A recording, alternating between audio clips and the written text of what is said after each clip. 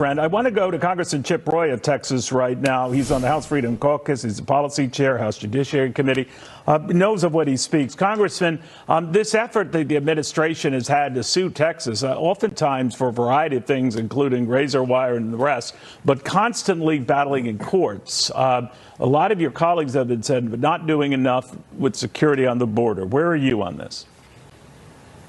Well, Neil, obviously, since I've been in Congress, I've spent the bulk of my time trying to elevate this issue, bring attention to the issue, and point out that it is terrible for Texans and terrible for migrants.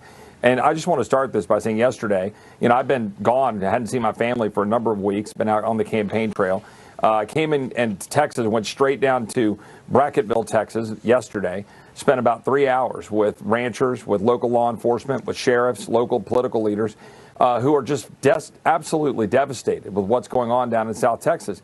And frankly, as much as I've tried to do for them, tried to be a voice for them, they're mad. They're yelling at me. They're saying, we're tired of the rhetoric. We're tired of more words. And look, there's a lot of noise that is surrounding all of this with the razor wire now down in Eagle Pass. The fact is, I totally support Governor Abbott. 100% has my backing to do that and go further. But the fact of the matter is, we're still allowing thousands to pour into our country, because they're just going around the razor wire and coming into ports of entry and other places. And the Biden administration is using parole and asylum to dump them into our country, which is upending our security, empowering cartels, and allowing fentanyl and bad actors to come in between the ports of entry. So I applaud picking the fight. I'm glad there are Republican governors around the nation that are saying we stand with Greg Abbott in Texas. But OK, now what?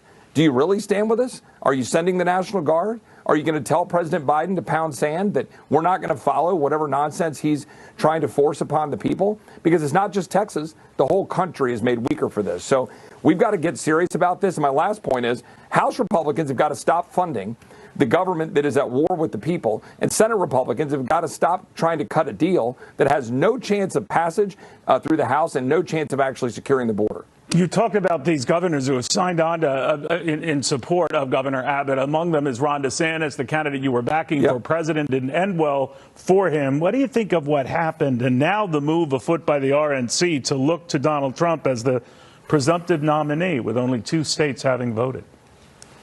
Well, Governor DeSantis put his money where his mouth is. He sent National Guard there years ago. He's been sending support to Texas. He's been out there advocating. And a number of the other governors. I was on the campaign trail with Governor Stitt, others that have been very helpful. But let's be very clear.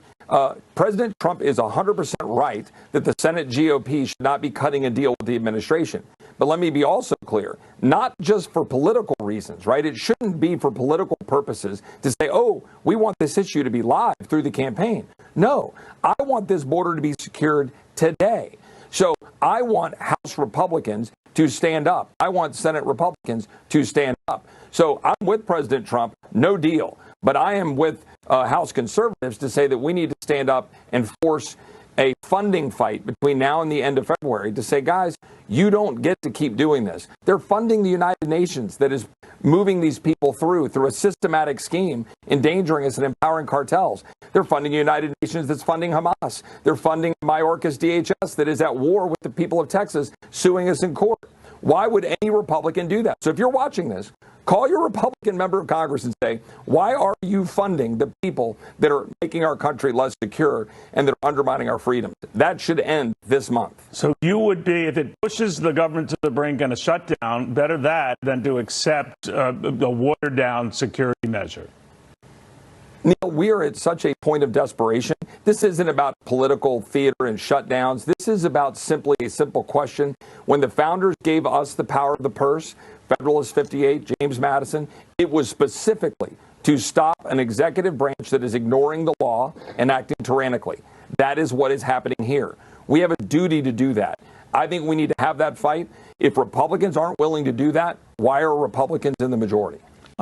Sir, I meant to pass along to you. Former Speaker Kevin McCarthy was fingering the House Freedom Caucus for getting nothing done and sort of trying to extract concessions, I'm interpreting here, for bringing us to this brink. Not this particular one, but several of them. What do you make of that? Well, look, I was working with Kevin all last year, frankly, and I'm not going to get in the middle of that skirmish or whatever he said or didn't say, but I'll say this.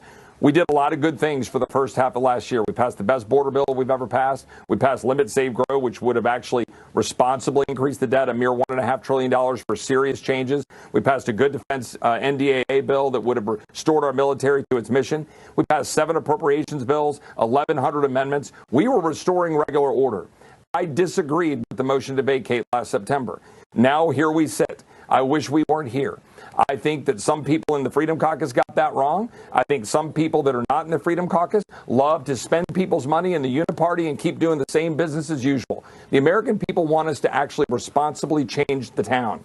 That's what I've been trying to do. I've been trying to call out my Freedom Caucus colleagues when they get it wrong. I've been trying to call out the Uniparty establishment when they keep spending money, keep empowering defense, keep getting us in endless wars. And next week, we're going to do another corporate tax cut bill.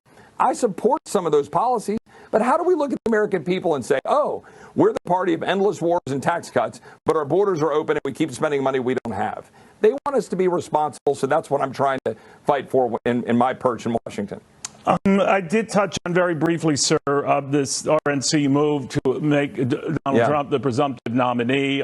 Nikki Haley has criticized that move, essentially saying, let the voters in the Republican Party decide that. I know Ron DeSantis was your candidate, not Nikki Haley, but I'm just curious what you make of that. Is that a little too soon to be making anyone a presumptive nominee?